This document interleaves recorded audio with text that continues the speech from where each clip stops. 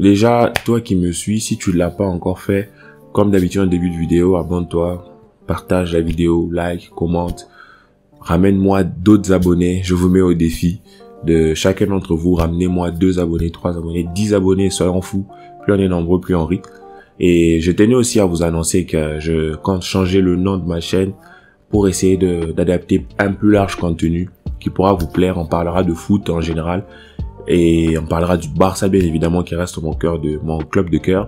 Mais on essaiera de parler aussi de d'autres clubs, essayer de parler de d'autres activités, d'autres actualités dans le monde du sport, dans le monde du football en particulier.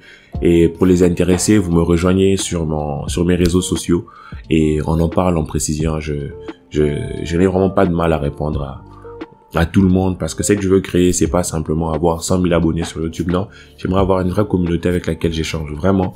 Donc, dites-moi si mon idée d'inclure un peu le tout de l'Europe vous intéresse. Je pourrais certainement pas tout faire parce que je suis étudiant, mais j'essaierai de partager avec vous mon avis sur la plupart des matchs, les gros matchs en Champions League, en Liga, peut-être en Europa League, pour essayer d'inclure un maximum de monde et essayer de rassembler un maximum de personnes comme vous, les amis. La vidéo commence et bon visionnage à tous.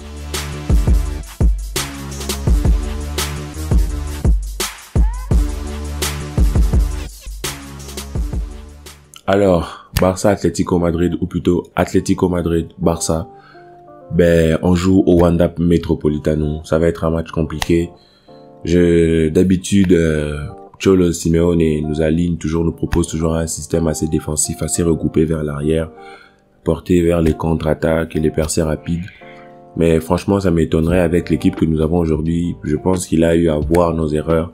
S'il joue comme ça, franchement, ça montrera ses ambitions en soi. Mais on n'est pas là pour parler de lui, on parle de nous. Et franchement, ça sera pas un adversaire facile. Je pense même que j'ai tendance à me dire qu'on va probablement perdre ce match, mais ça me fatigue autant que vous. Et si je fais cette vidéo, c'est plutôt pour vous remotiver, vous dire que c'est pas fini. On est là, on a encore le grand Barça. Croyez-moi, on ne deviendra pas Arsenal, on ne deviendra pas Manchester United. On restera le grand club et si pas cette saison, la saison prochaine, on sera parti pour bouffer l'Europe. Enfin, je l'espère. Et on est là pour parler du match de demain. Alors, de ce que je vois, nous sommes sixième de Liga et nous avons 12 points. 12 points. Nous avons un match en retard, c'est vrai, mais il faut pas trop compter sur ce match-là. C'est contre Séville que ça va se jouer. Et de toutes les façons, moi, je suis de ceux qui pensent que les matchs se gagnent 1 à 1. Donc, si on veut espérer faire quelque chose en Liga, si on veut espérer gagner la Liga, pourquoi pas, ou même finir dans les 3 premiers, il faudra commencer par gagner ce match-là. Et c'est important de gagner ce match-là, sinon on se met dans une mauvaise posture. Si on gagne ce match, ça pourra aller. Surtout que l'Atlético Madrid, en ce moment, c'est pas tout feu tout flamme. Ils sont un peu en dot de scie. Tantôt ils gagnent, ils ont perdu contre Deportivo. Ils ont gagné en Ligue des Champions, mais c'était un peu tiré par... c'est quoi l'expression?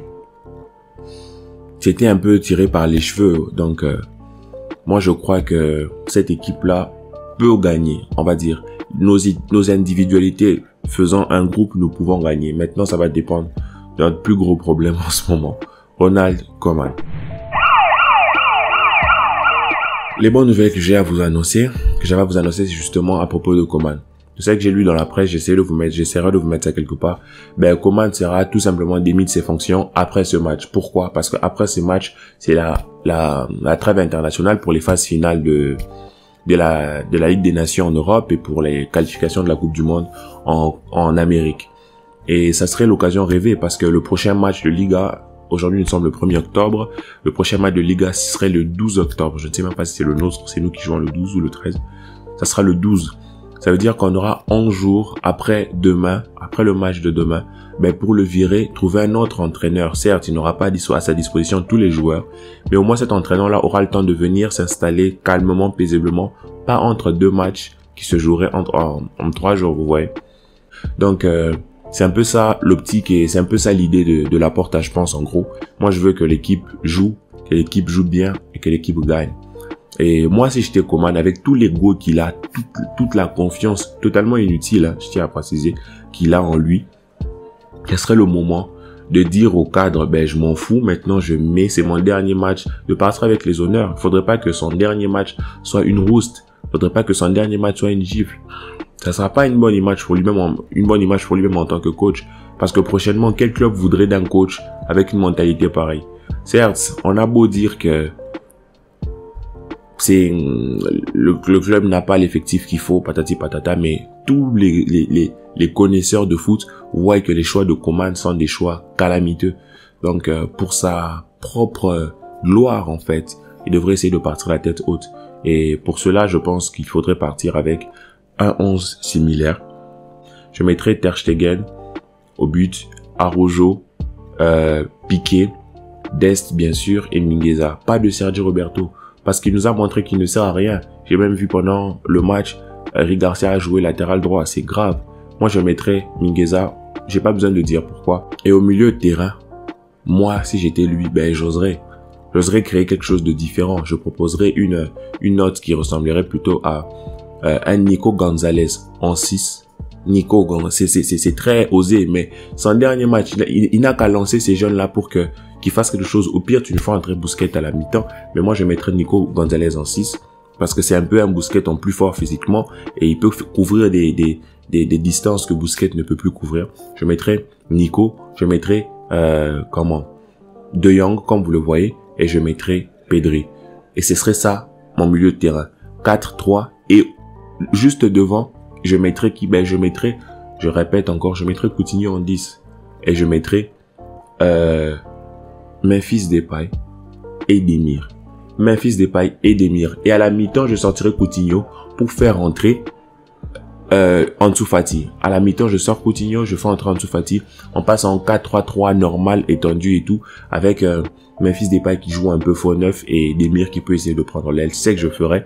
Et peut-être au cours de match sortir Demir s'il manque de la lucidité, au sens de comment le match se joue. Et notre seule option, à part ceux-là en attaque, ce serait qui? Ça serait Luc de Jong qui entrerait dans 20-15 minutes à la fin du match pour essayer de nous servir à je ne sais quoi, pour essayer de ne pas cramer Demir jusqu'au bout. Donc ça serait ça mon 11. Maintenant, je sais que Koeman ne fera pas du tout ça, il fera ce qu'il veut, mais on est d'accord, c'est vraiment pas ce que nous on attend de ce coach-là. Nous on attend qu'il parte. Et pour son dernier match, pour son honneur, moi j'aimerais tenter quelque chose comme ça. Si ça marche, qui sait, on lui dira, voilà, tu t'es fait chier avec des choses qui marchent pas, alors que tu peux essayer ces choses-là. Est-ce qu'il aura le courage de mettre les anciens sur le banc? C'est son dernier match, qu'est-ce qu'il perd? Il devrait essayer ça. Sinon, jusqu'à la famille comme d'habitude, on continue d'espérer.